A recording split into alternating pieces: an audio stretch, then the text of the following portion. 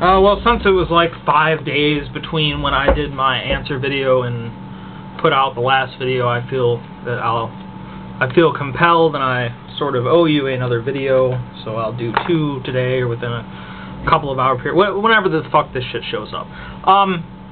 The UAW has agreed to help the automakers. Way to go, UAW! They're still not accepting any fucking responsibility for the part they played in this bullshit, but they've agreed to help GM and Ford and Chrysler. However, so fucking kind of them to help GM, Ford, and Chrysler. Maybe they've come to the realization that when they keep asking for raises and will take no cuts at all, and their company isn't making any fucking money, that maybe they need to, you know, take some fucking cuts. UAW thinks they own the fucking world is their problem. And, the UAW is an interesting entity in and of itself, the power that it wields over this particular industry, which is something that even right now I don't totally grasp how it controls the big three so well. Now, as far as I understand, and I may be wrong, it is illegal to fire somebody for joining a union or threatening to form a union or something along those lines. I think it's illegal to do that. But in the state of Michigan, there's a law, I can't remember the name of it, but in the state of Michigan, your employer can fire you and they don't have to tell you why. So it can be for whatever. They don't have to tell you why. Unless you can somehow prove beyond a reasonable doubt that it was for a specific reason, you can't sue them or take any sort of legal action. Which is why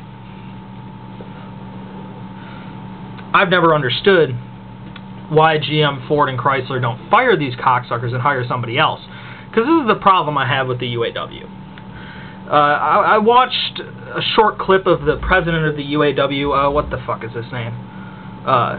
Gettelfinger, Ron Gettelfinger is the president of the UAW, say something at the Renaissance Center along the lines of, we're fighting for the middle class. You're not fucking fighting for the middle class, you cocksuck. You're doing nothing of the sort. You're striking against a company that pays you exorbitantly, too, and gives you huge pensions, shit that people in similar skill-level industries don't get anything along those lines. And you use intimidation and threats and money to keep other people out of the jobs that you vacate for weeks at a time when you go on strikes for your nearly yearly or sometimes twice-a-year strikes for pay increases or changes in contract or some bullshit like that. And you keep other people, plenty of people in the state of Michigan especially, who would be willing to work for $15 or $16 an hour, which is not something you're willing to do, and you keep them out of the job because you want to keep living the fucking the good life, working an unskilled fucking labor job. And it sounds like I'm attacking workers, and I'm really not trying to. I'm attacking the UAW and the fact that it pretends to be working for workers. It's not. It's obviously working for the people that pay its union dues. But the most crooked thing about the UAW, it comes up in one of the concessions that they're willing to make. They said they're willing to cut their job banks program. They're going to suspend it. And for those of you that aren't familiar with the UAW, the job bank is something that if somebody is laid off of GM or Chrysler or goes on strike, which is a lot of what it's used for, they get paid 95% of their regular pay for up to 2 years sometimes. And they're finally willing to take a cut on that. And you might be wondering, well, why the fuck would they take a cut on that? I mean, it seems like that's the sort of thing that comes from their union dues. Oh, no, no, no. Well, you see, it does come from union dues, but where do you think those union dues come from? The UAW forces pay increases every year or so so people can pay their union dues. That's what they're doing. The UAW has untold billions of dollars, and we don't even know how much it is. $100 billion shift.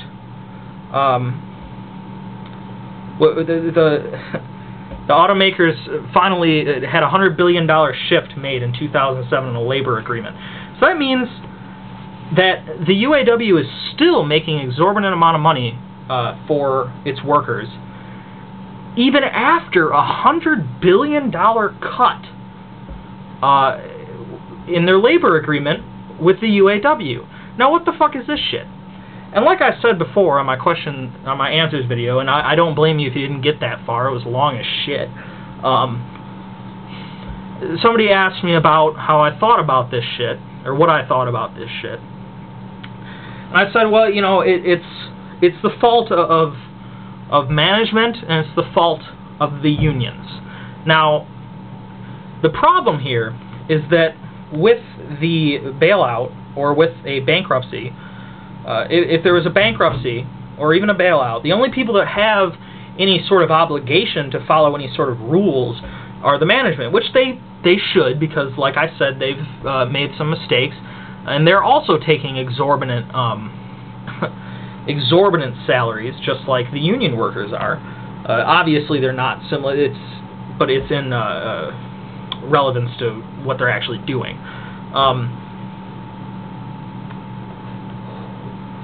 So management didn't want to make the cars people want. And even though it is true that Ford makes more fuel-efficient cars, more models of fuel-efficient cars than somebody like Honda, they're still making these big-ass trucks that nobody fucking wants, and they're still making them. If you lived around Detroit, or if you live anywhere where they make cars, I know there's some other places in the United States that do that, you'll see people drive around in vehicles that are completely covered with like a black tarps and shit, so that you can't see what they look like, and that's when they're driving around test driving their new model years. And I just saw this big-ass fucking truck yesterday, you know, dressed up like that with the tarps and shit. So obviously they're not thinking about cutting production of these big-ass vehicles nobody wants. And that's the fault of management. But nobody is willing to fucking yell at the goddamn unions. Unions were created in a time where people were forced to work ungodly fucking hours for almost no pay, work in terrible conditions where their lives were in danger constantly. They were given no benefits of any kind, and they were allowed no say in anything. They had no voice with the management. That's not the way it is now. The union went from something made to protect the rights of workers to something made to control the companies. But of course, they don't want the responsibility of taking a cut when shit goes wrong, like the management has to do. Oh, no, no, no. They're the unions. They're for the workers. They don't have to do that shit.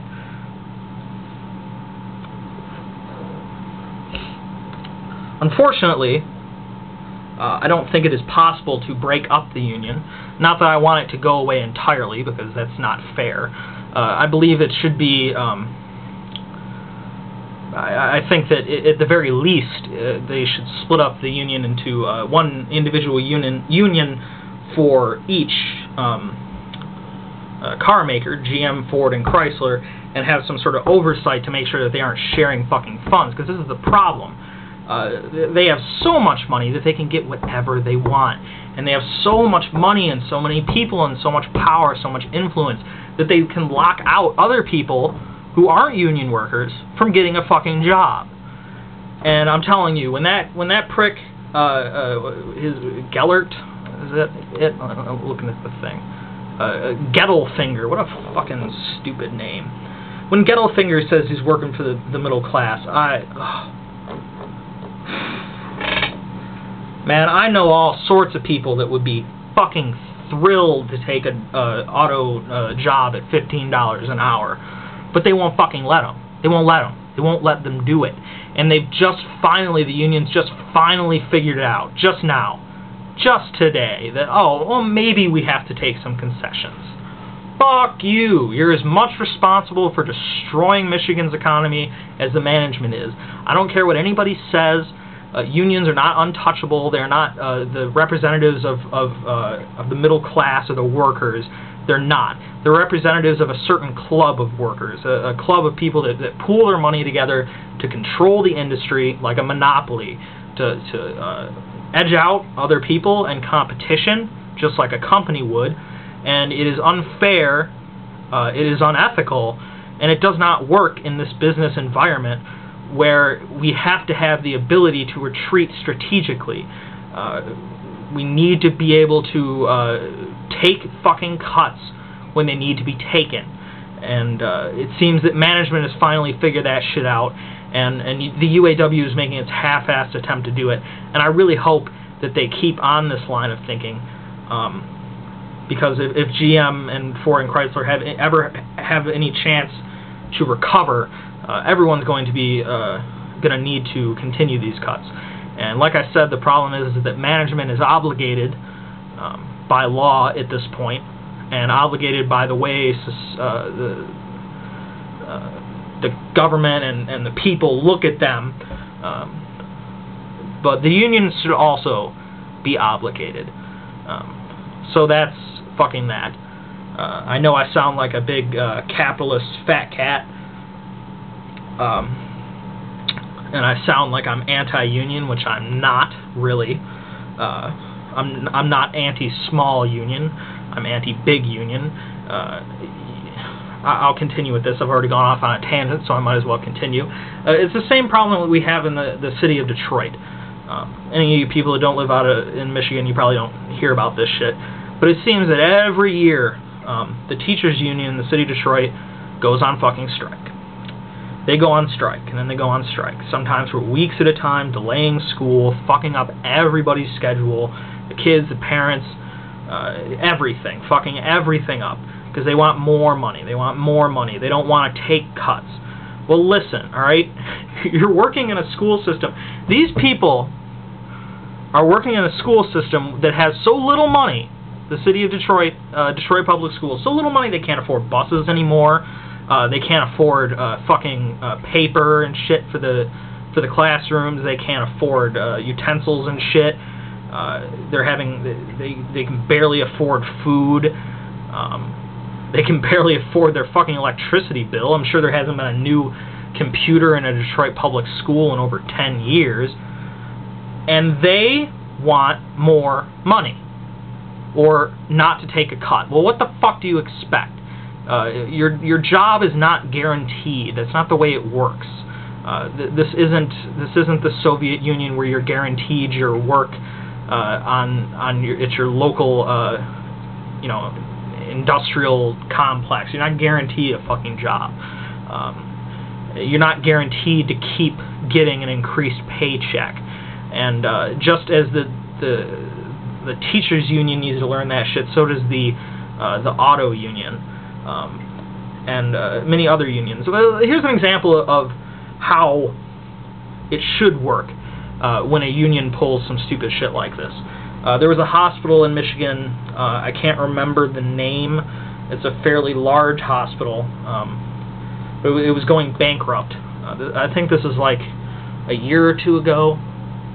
Probably like 2 years ago, probably 2006, and they were going bankrupt, and they needed to lower wages on everybody, the doctors, the nurses, everybody that worked in the hospital. So the nurses union for that particular hospital went on strike. All the nurses for a hospital refused to go to work. There was not a nurse in the fucking hospital to care for any of those people. So what did they do? The hospital fired all those stupid bitches and hired all new nurses who needed fucking jobs. And that's what should happen when the unions are asking for unfair treatment, unfair favoritism. That's what should happen. If people that work at Ford think they deserve to be paid $25 an hour to work on the assembly line, and Ford can't afford that shit, They should be able to hire people who are willing to work for $20 an hour or $15 an hour, because trust me, in the state of Michigan, they're there, GM and Ford and Chrysler, they're fucking there. And UAW, your days of running the auto industry and running the state of Detroit are over. Or state of Detroit. The state of Michigan and the city of Detroit are over. You cannot do it. Stop it. Give up now. You're making it even worse. So, that's about that. Alright, see ya.